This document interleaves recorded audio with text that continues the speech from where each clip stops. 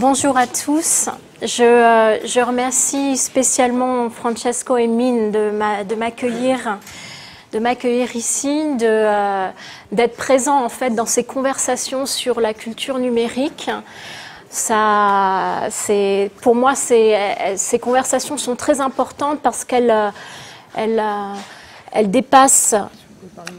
Merci. Elles dépassent la forme. Oui. Voilà. La culture numérique, ce n'est pas qu'une question de forme, et c'est ce que je vais essayer de démontrer, ou en tout cas je vais essayer de parler de ça aujourd'hui. Je vais commencer par vous donner une petite introduction sur ce qui m'a amené à cette réflexion « Form follows emotion ».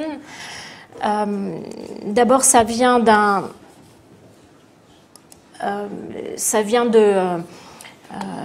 ça commence il y a bien longtemps.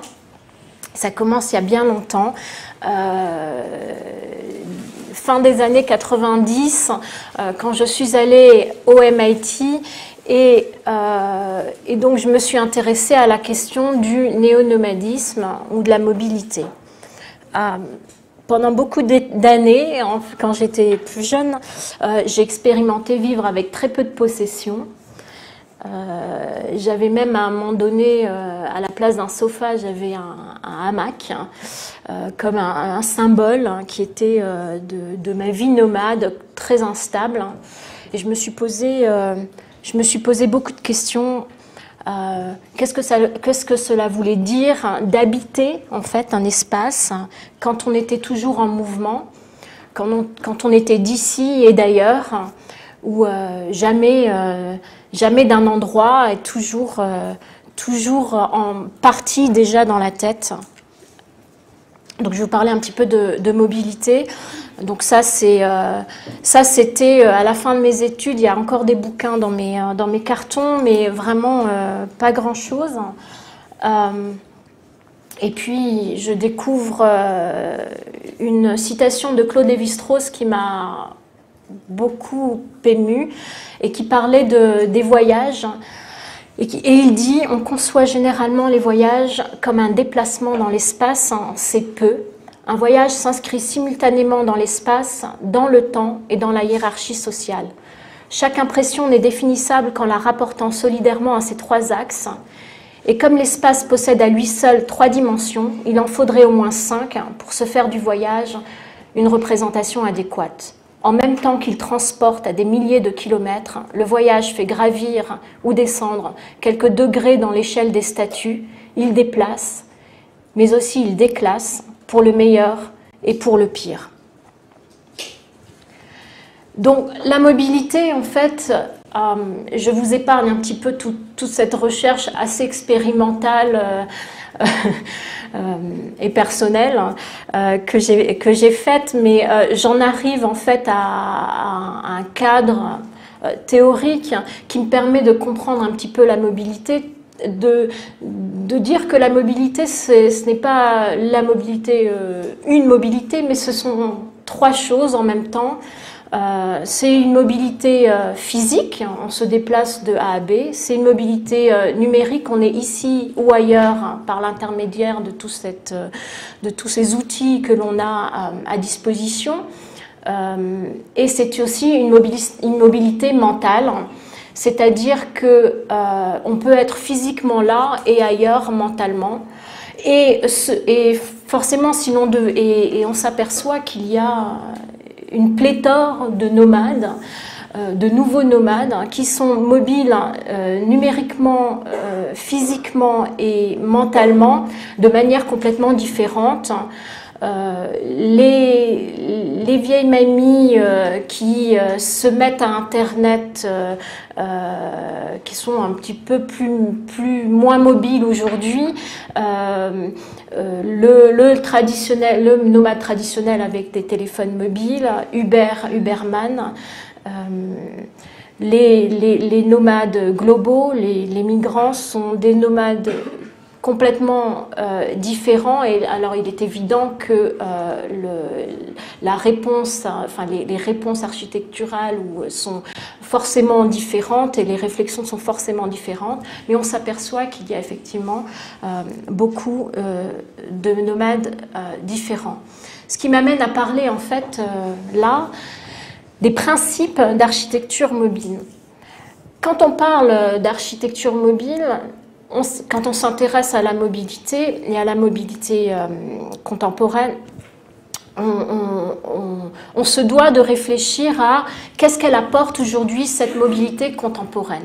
Alors, quand on regarde la mobilité traditionnelle, on pense, ça c'est une tente de nomades, des Bédouins dans le désert syrien. On pense à quoi? On pense à la notion de légèreté, de portabilité, de robustesse, de frugalité, de flexibilité, d'adaptabilité. Ce sont autant de mots qui décrivent un peu ces principes qu'un architecte dont on va s'approprier pour faire de l'architecture.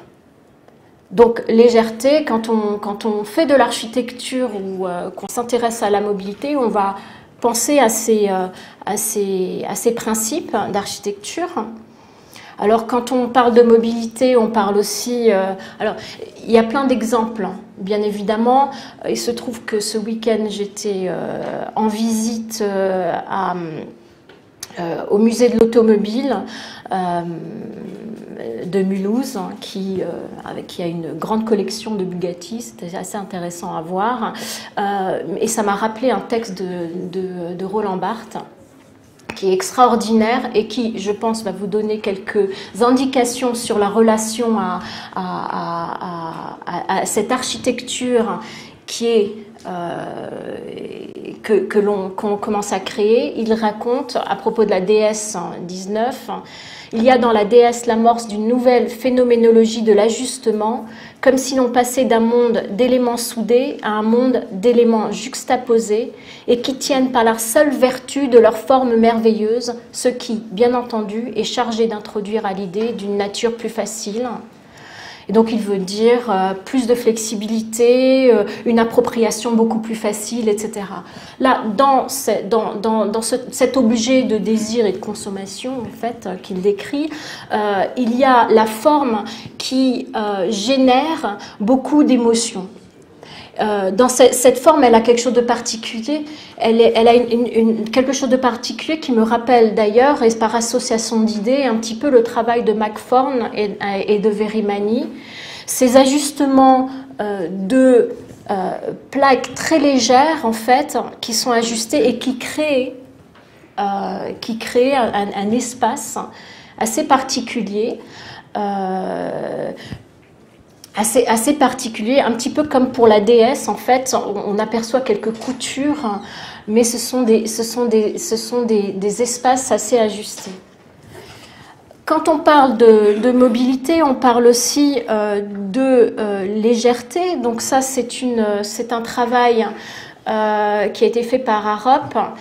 Vous avez sûrement vu passer ce travail. En fait, ils se sont intéressés à une structure à tenségrité, au nœud d'une structure à tenségrité, et ils ont retravaillé par itération le nœud pour arriver à un nœud beaucoup plus léger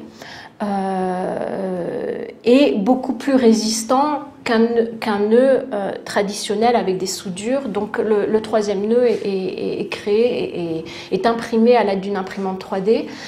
L'idée vraiment, c'est de réfléchir c'est d'utiliser les outils pour faire des choses beaucoup plus légères. Donc quand on parle de mobilité, on parle aussi de légèreté. Donc ça, c'est encore une fois un principe qui va générer des formes, assez particulières. Alors, il y en a plein des exemples. Ceux-là, je commence à les habiter, à les vivre, à à les comprendre. C'est pour ça que vous en trouverez beaucoup. Celui-ci m'est particulièrement cher parce que c'est le travail de Yona Friedman. Je ne sais pas si vous connaissez le Flat Writer. En fait, il a créé il a conceptualisé dans les années 60 un clavier comme un clavier d'ordinateur. Chaque touche en fait du clavier, il y en avait 53, était un espace ou une relation entre deux espaces, et un individu X pouvait créer, à partir de 53 touches, on peut créer en fait une combinaison, au moins 1 million de combinaisons possibles, et créer son propre appartement. Yona Friedman s'est beaucoup intéressé à la notion d'appropriation, et donc là, il y a l'idée du code et comment coder son propre espace. Cette notion de flexibilité, encore une fois, c'est un principe d'architecture mobile qui, pour moi, est très intéressant. Et alors, bien sûr, je peux vous parler de Cédric Price, je peux vous parler... je peux vous parler de la WikiHouse aussi, bon, mais je vais passer directement à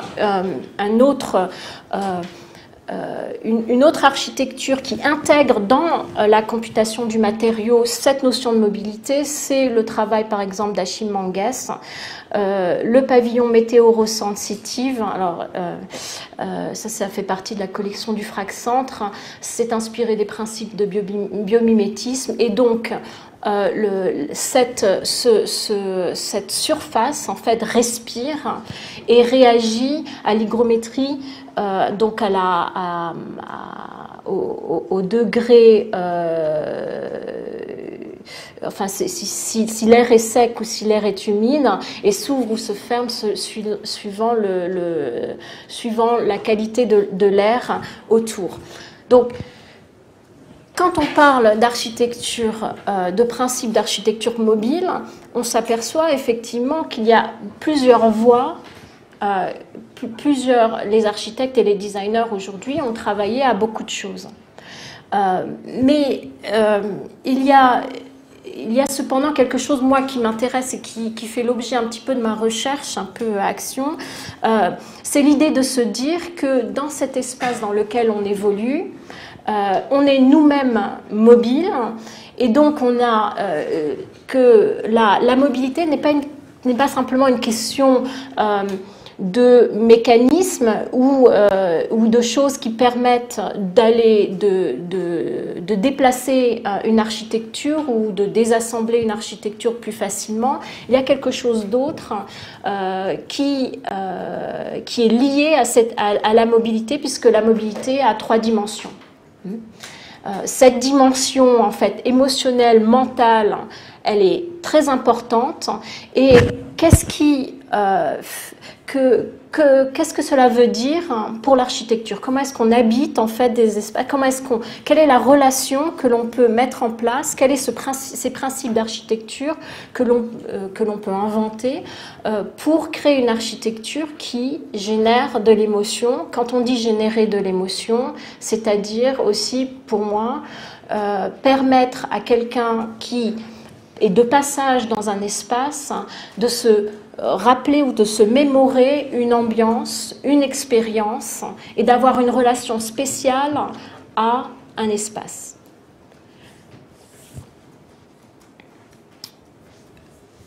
Les espaces aujourd'hui,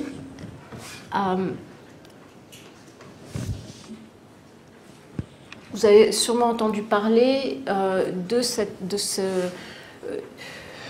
ces espaces qu'on appelle fluides, the spaces of flow, de ce monde fluide dans lequel on vit. Et là, c'est une illustration que j'aime beaucoup, c'est un travail de Nam June Paik dans les années 70, mais qui avait mis des photos dans un jardin, des télés, pardon, dans un jardin. Et donc cette relation entre technologie et espace dans lequel on navigue, qui fera dire en fait à Toyo Ito, que vous connaissez, qu'on vit dans une forêt de médias. Nous sommes nous-mêmes des individus, des Tarzans, dans une forêt de médias. Qu'est-ce que cela veut dire? Alors dans la culture japonaise, il y a cette idée que tout est en flux en fait, que rien n'a de forme définie. Tout peut devenir air, liquide, tout bouge en fait, et que l'on passe d'un état à un autre. Et il se pose la question, Toyo Ito, de l'architecture. Quand il se pose la question de l'architecture et qu'il expérimente aussi avec cette notion d'espace fluide, il nous raconte, plutôt que d'être complètement rigide et dense comme un mur, l'architecture, c'est comme un épiderme. Il doit être souple et plié comme notre peau. Cette notion d'une architecture qui est complètement souple, mais comme la peau qui est le passage en fait d'un extérieur qui est la relation entre un extérieur et un intérieur est très important. J'espère que vous me suivez. Très bien. Et je ne sais pas si vous aviez vu il y a quelques temps un peu de ça le travail extraordinaire de cet artiste qui s'appelle Pierre Hugues, Zoodrame. Ça c'est juste un exemple, mais quand on allait dans son exposition, en fait il y avait des éléments très mobiles dans son exposition, un chien à pattes roses qui se trimballait là, il y avait une surface très froide sur laquelle évoluait un patineur artistique, et donc parce que la surface était froide, tout d'un coup on était attiré par ce froid, ou au contraire on était repoussé par ce froid, et donc on naviguait au fur et à mesure on naviguait dans cet espace et on se créait notre propre histoire. Faire de l'architecture en lien avec une expérience, c'est aussi réfléchir à toutes ces histoires et ces interactions entre des éléments mobiles, entre le soi et des éléments mobiles dans cet espace complètement. Alors pour donner des exemples plus concrets en architecture, il y a sur le thème aussi de l'eau, il y a le pavillon de l'eau de Lars Pubroek dans les fins des années 90. Alors ce pavillon de l'eau qui est effectivement de forme très fluide, conçu avec les outils que l'on connaît, avec des parois écrans sur lesquelles sont projetées des images. Ces images, en fait, sont des réactions au mouvement de l'individu dans l'espace. Les surfaces sont elles-mêmes beaucoup plus froides, ont une matérialité, il y a même de la glace, une matérialité en fait qui donne des sensations, et donc on est vraiment immergé dans un espace complètement fluide. Quand on dit espace liquide, évidemment, il y a, quand on dit espace fluide, un espace fluide, c'est un espace, ça peut être un espace liquide, mais ça peut être aussi un espace gazeux. Un autre exemple, celui-là que vous connaissez beaucoup, c'est l'architecture de Diller Escofidio, le pavillon encore de l'eau qui prend sa forme, prend la forme d'un nuage par tout un système en fait donc en fait de conduits qui filtre l'eau du lac et qui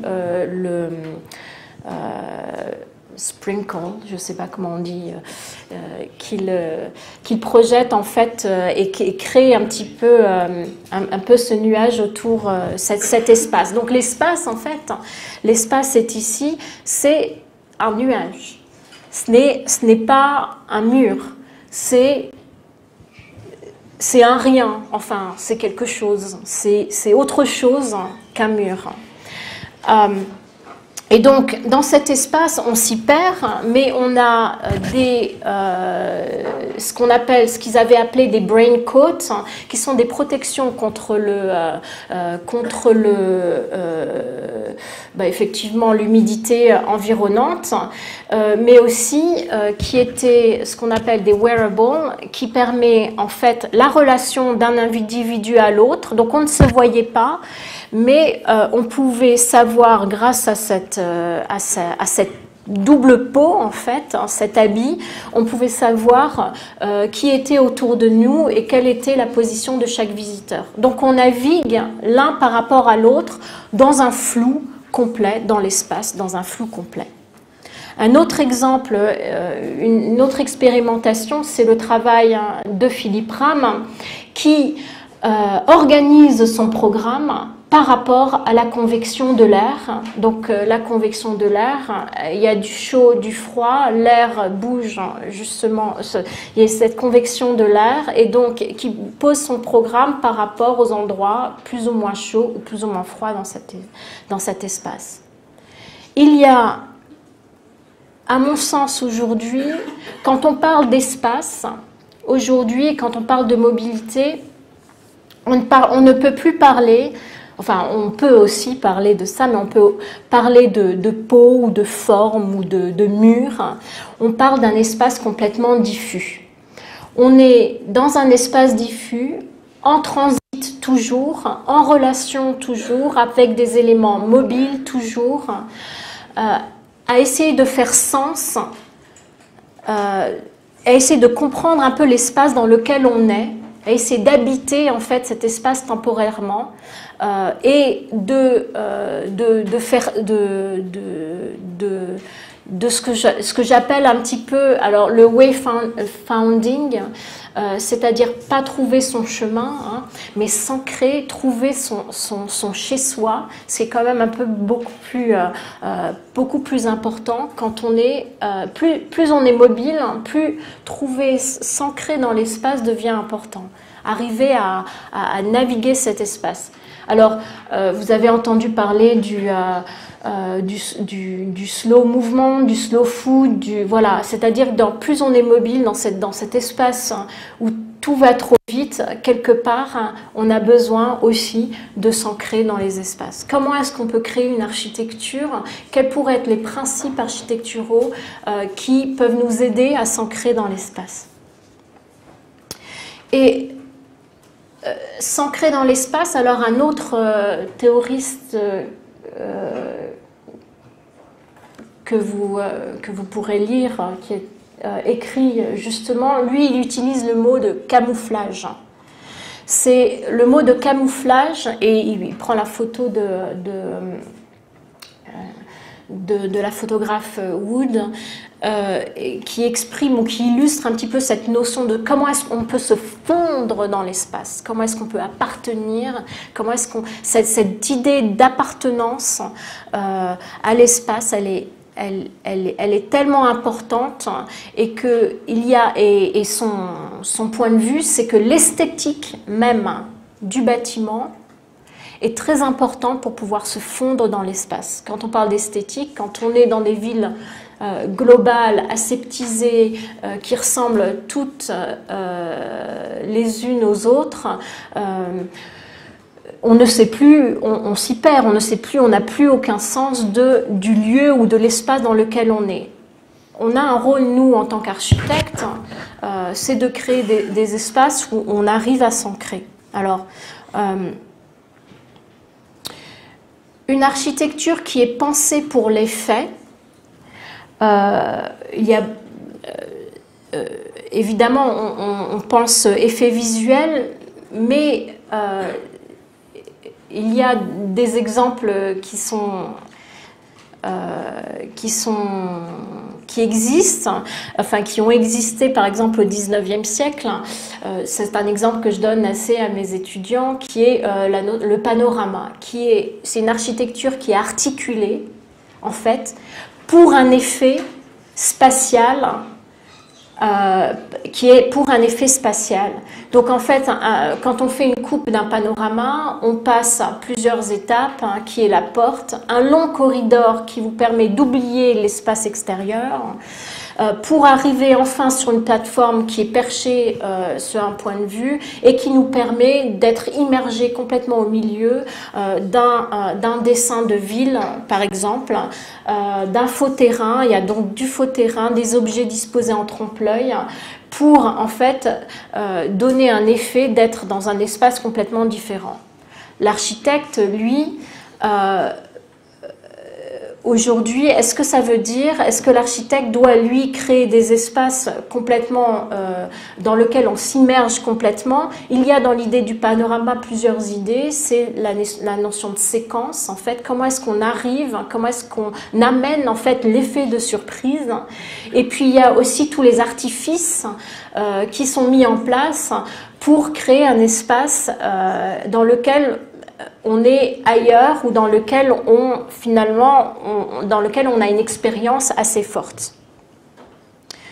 Mais vous allez me dire, en architecture, oui, un architecte, il crée pour faire de l'effet.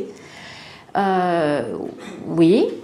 Un exemple ici, c'est inspiré des médinas, par exemple, des médinas traditionnels dans le monde arabe. On crée en fait la ville de Masdar, qui, pour moi, c'est un exemple assez intéressant puisqu'on crée des microclimats, en fait. Donc on crée une ambiance particulière parce que l'on est aussi au courant ou on a en tête les effets en fait de l'espace par rapport à la condition en fait dans laquelle on est. Mais ça c'est une question de microclimat. C'est une question, voilà, la question aujourd'hui quand on réfléchit à la question de l'architecture, quand on navigue des espaces, c'est comment est-ce qu'on passe d'un espace qui fait une impression à un autre espace qui fait une impression.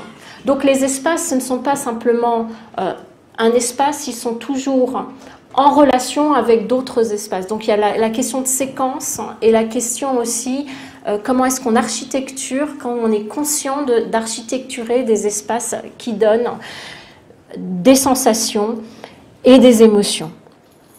Alors, c'est cette réflexion sur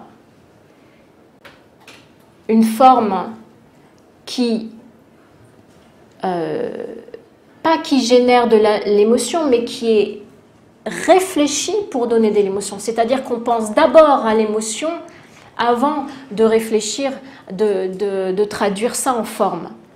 On est d'accord, c'est-à-dire que toute forme, finalement, génère une émotion. Mais si on est particulièrement attentif à l'émotion que l'on veut avoir, on peut effectivement générer des formes complètement différentes. Cette forme qui existe en face de vous, elle n'existerait pas si on n'avait pas pensé, en fait, au vide qui est entre ces deux espaces. Et c'est pour ça que, quelque part, cette réflexion sur Form Follows Emotion m'a mené à plusieurs enseignements pour essayer de traduire ça ou trouver un processus de fabrication des émotions et des formes et de s'inspirer aussi d'utiliser ces outils que l'on a aujourd'hui. Comment est-ce qu'on peut coder, en fait, dès l'origine, les émotions que l'on veut avoir à la fin. Et est-ce que c'est possible? Donc on a fait plusieurs expérimentations avec des étudiants de l'ESA, que je renvoie quelques-uns, les étudiants de Malaquais, avec des étudiants aussi de Kyoto Seikai Université. Voilà, c'est un projet de recherche-action qui nous mène un petit peu dans cette réflexion sur la forme qui suit l'émotion. Pour parler de forme, et alors cette idée d'ambiance ou d'unité d'ambiance, ou comment coder des ambiances ou réfléchir à coder des ambiances, c'est pas une idée nouvelle. Les situationnistes en fait qui naviguaient dans la ville avaient déjà dans l'idée de créer ou de réfléchir ou de collectionner en fait des unités d'ambiance, d'espace qui les intéressaient, et de réfléchir à comment on pouvait même mathématiquement réfléchir à reproduire ces ambiances. Alors, pour les reproduire, ce qui est intéressant dans cette réflexion, ils ne sont pas allés très loin dans le travail, mais dans cette réflexion, ce qui est intéressant, c'est qu'au tout début, il y avait la notion de parcours. On ne peut pas réfléchir à l'émotion en fait que l'on peut avoir sans imaginer, pratiquer le paysage dans lequel on est. Et quand on pratique le paysage comme Richard Long et que l'on marque un espace, on crée aussi un espace. Marcher dans un espace, c'est créer un espace, c'est se rendre compte d'un espace, c'est pratiquer un paysage. Et cette ligne, en fait, qui tient à quelques pierres organisées en cercle, crée déjà un espace. C'est en fait la toute première étape que les étudiants que je demande à mes étudiants de faire, c'est d'essayer de parcourir le paysage et de revenir en fait à l'atelier pour se remémorer cet espace qu'ils ont parcouru. Alors il est évident que se remémorer un espace, c'est très difficile puisqu'on s'aperçoit qu'on ne se rappelle pratiquement de rien. Les seules choses qu'on se rappelle, ce sont les émotions en fait, ou les réflexions, les émotions que l'on a pu avoir, des odeurs qui nous ont dérangés, des odeurs qui ont été beaucoup plus agréables, des courants d'air ou autre chose, et traduire ça et recréer une carte à partir de l'idée ou de la mémoire d'un lieu, c'est une étape très importante pour se rendre compte que le lien entre le mouvement et l'espace se fait en fait aussi. Et ce lien se fait par la mémoire et l'impression qui est laissée du lieu. Cette impression, elle peut être indéfinissable. Aussi indéfinissable qu'un courant d'air à l'école à l'ENSA de Paris-Malaquais, par exemple. Le courant d'air qui a donné lieu en fait à toute une réflexion de la part d'étudiants, c'est comment réfléchir au courant d'air. Le courant d'air, c'est quoi? Ça donne des frissons. Suivant l'humidité de l'air, la peau se hérisse. En fait, elle a un effet, un courant d'air peut avoir un effet sur la personne et on peut effectivement avoir une émotion dans cet espace qui est assez impressionnante. Alors à Kyoto Seikai Université, on s'était intéressé à un autre objet urbain. Ce n'était pas un jardin, ce n'était pas une école, c'était un autre objet urbain, c'était la gare dans laquelle on naviguait, mais aussi dans un espace où on s'arrêtait. Et pourquoi, en fait, les élèves se sont posé la question, mais pourquoi on s'arrêtait dans ces endroits particuliers? Toute cette réflexion, toute cette réflexion, en fait, cette recherche de pourquoi on est en mouvement dans un lieu ou pourquoi on est en arrêt dans un lieu ou pourquoi est-ce qu'on s'arrête, cette relation en fait de l'individu à l'espace, ce sont les usages, ça passe par effectivement des effets, tout ce qui est éléments sensoriels.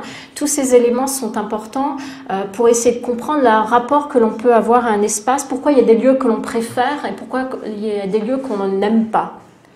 Et s'il y a des lieux que l'on préfère, comment est-ce qu'il est possible de paramétrer en fait des lieux ou d'utiliser les codes ou les paramètres des lieux que l'on préfère pour recréer que des espaces que l'on aime.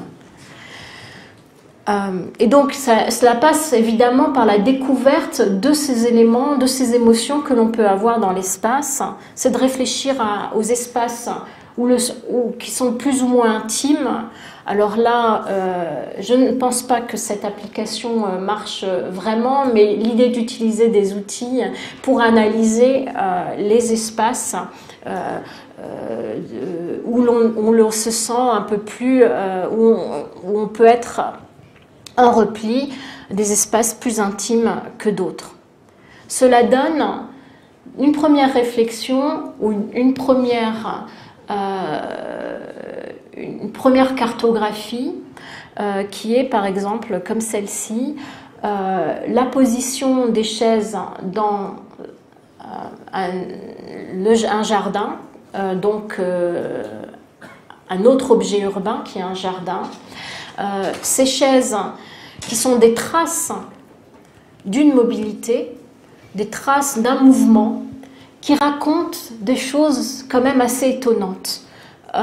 Des chaises, elles peuvent se regarder, elles peuvent regarder ailleurs, elles peuvent se tourner le dos.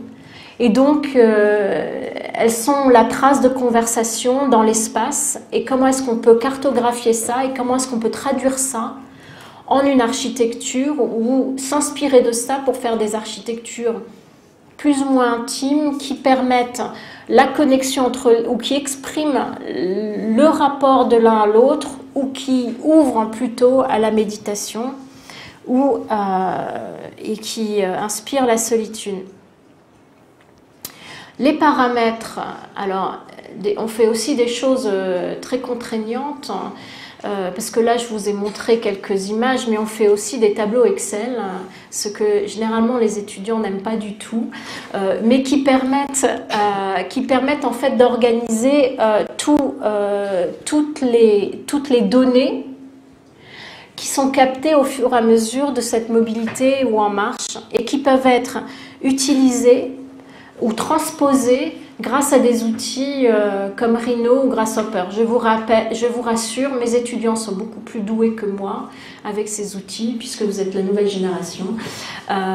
Mais l'idée, c'est qu'on est là dans un espace expérimental où on essaye de traduire la donnée, en fait, en un paramètre de forme. Donc, ce n'est pas ici... cette carte, par exemple, c'est une carte des odeurs. Ça représente le marché Edgar Quinet à Paris.